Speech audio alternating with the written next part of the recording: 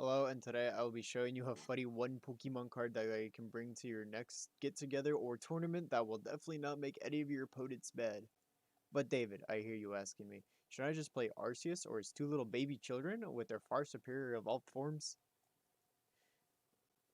I will give you two reasons that you should play this funny Rock Boy deck instead. One is prices. Like, my guy is like $1 in total. While these guys are just like so dang expensive. It's like $12 for one like dude, and like look that like what is this? Go like no.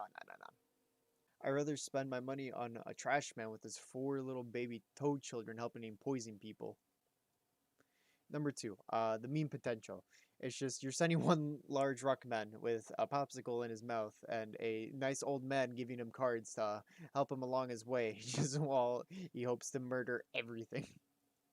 But David, I hear you asking me again. Why don't I just play a Reggie deck if I'm worried about pricing? Better yet, why don't I just put a choice belt and a powerful energy on the Regigigas and just kill your guy? Well, my child, I have one rebuttal. Fresh hat man Avery, and a popsicle.